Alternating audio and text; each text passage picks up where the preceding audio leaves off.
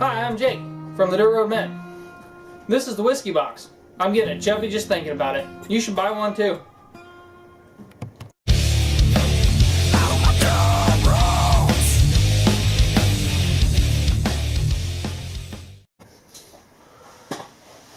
You look angry.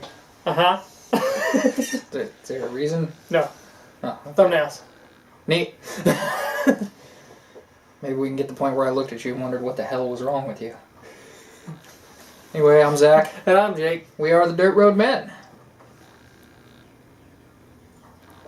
Wonder what effect it's going to have on the acoustics of our office here with the doors open. It's actually decent weather out here finally. Yeah, it's great.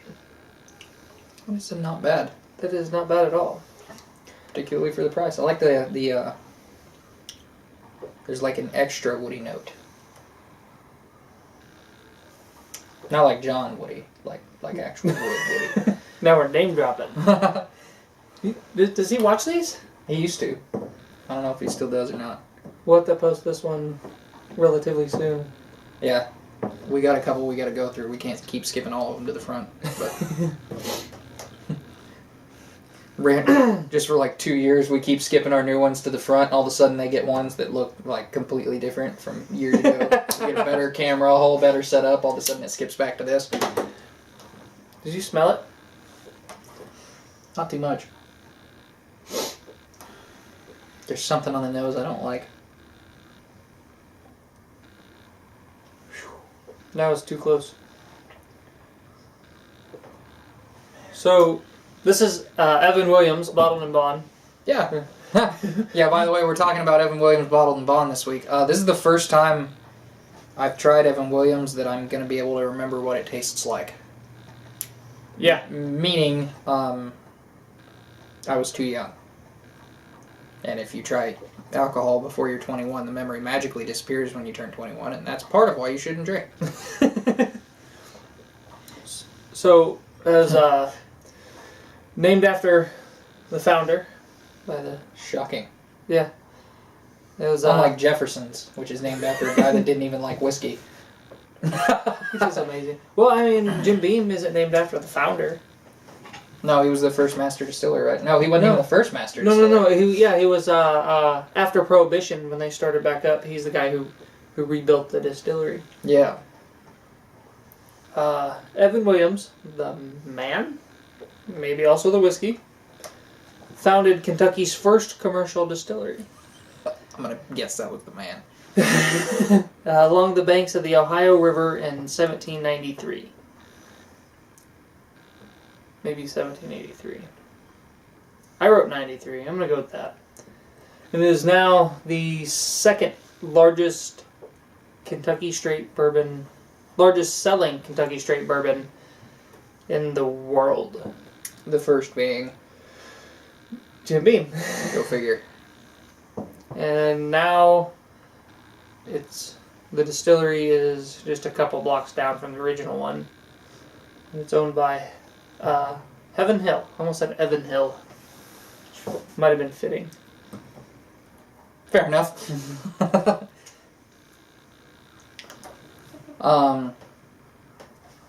Yeah, it was 83. That was my bad. Yeah, 1783. Why did I write 93? And this is apparently charcoal filtered? Same way they do Tennessee whiskey? Yeah. Sure.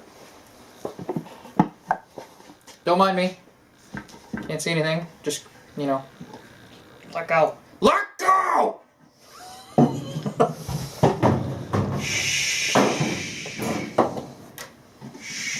I really like this. This is... Do you? Yeah.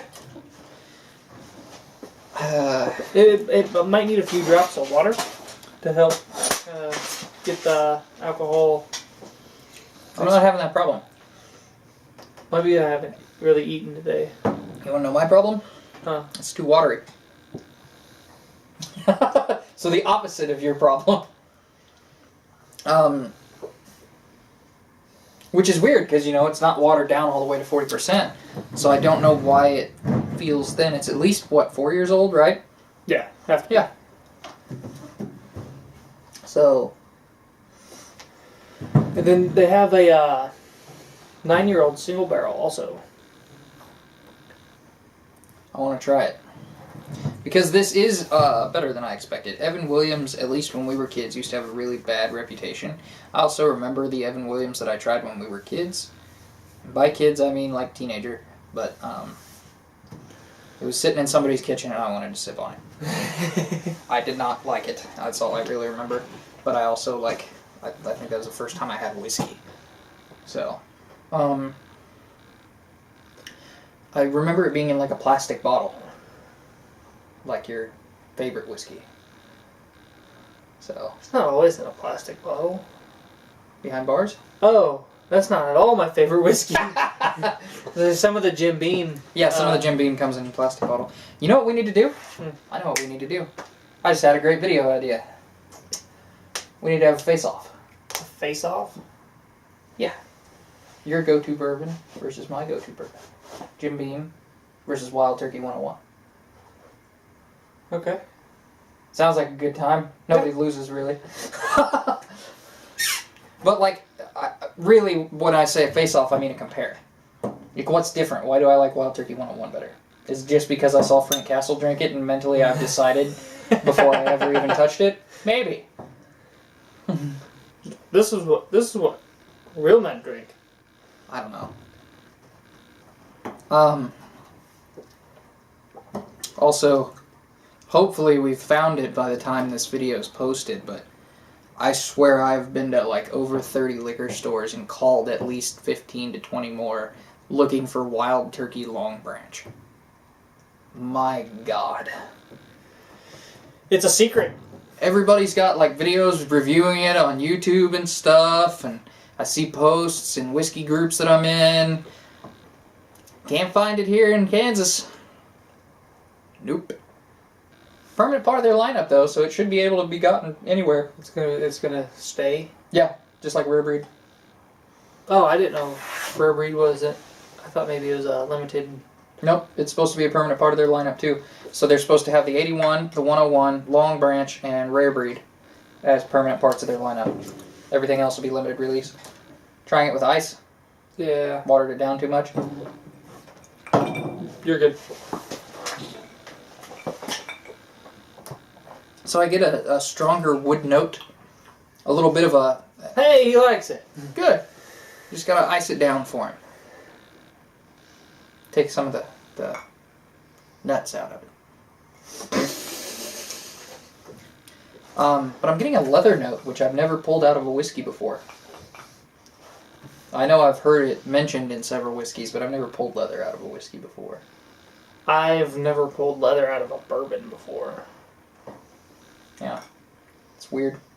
On the Highland Park Viking, we definitely get some leather on that one. The first scotch we tried. Yeah. that we maybe jumped in a little too far. Although I don't know, maybe it's just that Highland flavor is different than what we were initially accustomed to. Like able to accept. You know what I mean? Because we loved smoky whiskey right away. Yeah. And we liked the Spaysides. But for whatever reason, Highland Park took some getting used to. Need to get another bottle of it and see. Yeah, we will. But, yeah, I get a pronounced wood note. I don't get apple, which is really weird for a bourbon. I get a honeyed sweetness, and a wood note. And then that weird leather note that I don't mind, I just haven't pulled it before. So it's strange for me. I think the only thing different that I'm getting off of this than 90% of the other bourbons is I'm getting more honey. Yeah, that honey sweetness is fairly pronounced. But anyway, did you have more info on it? Nah. We kind of went way off track discussing random whiskeys. That's okay. We went whiskey nerd on you guys for a little bit. But, I mean, if you've watched this many of our whiskey videos, then you're probably a whiskey nerd as well.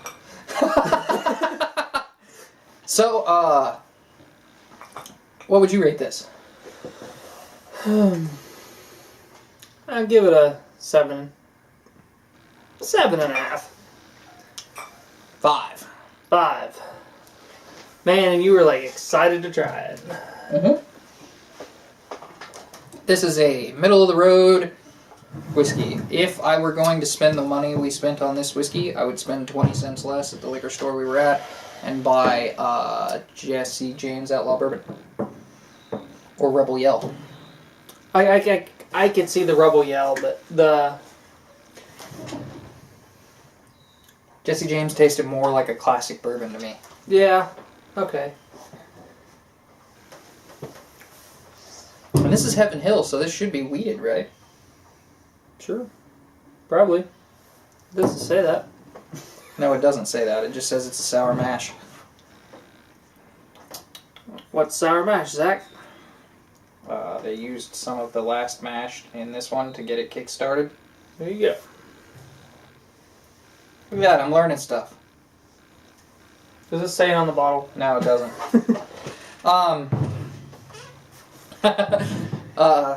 Yeah, going into this, he kind of jumped into whiskey faster than I did. Sooner than I did, that's what I should say. And I jumped into cigars like 4 years before he did, so... he's been teaching me a little about whiskey, and we've both been learning a lot about whiskey as we go. Like, you didn't get a whole boatload of head start on me, but you got one. No. I got maybe more experience head start on you. Yeah. Yeah, maybe, but it was with the same, like, 3 or 4 whiskeys. Hey, you know what we should review? Huh. Devil's Cut. Yes. You think? Yeah. I expected a resounding no. No. I had that, somebody bought me a bottle for a birthday. And it just sat in my liquor cabinet for like a year. And then I tried it one day and I'm like, okay, I'm not gonna, vomit at the smell of this. Funny how that just ruins a whiskey for somebody. They have one really good night that they took a little too far. Became a really bad night and it's just done. Well, you bought me a bottle that night, and Matt bought me a bottle that night, and then somebody bought a 30-pack of Coors Light, and it was just... Happy 18th birthday! This 20. Oh, good. Yeah, I had Chevron. Good. Anyway, we're rambling. But yeah, that would even this out to about a 6.25. If we want to get real exact. But Jake liked it. I didn't much care for it. I would rather drink Henry McKenna or I would Knob not. Creek. I would rather drink Knob Creek, but not the McKenna. Yeah, that's another one we need to A-B compare, but I'm less excited. Trying to think of another one that we could A-B compare, but the only other bad one I can think of is In the Dirt. Yeah. Yep. So anyway, I suppose that wraps us up for today. Till we see you again, I'm Zach. And I'm Jake. We are the Dirt Road Men.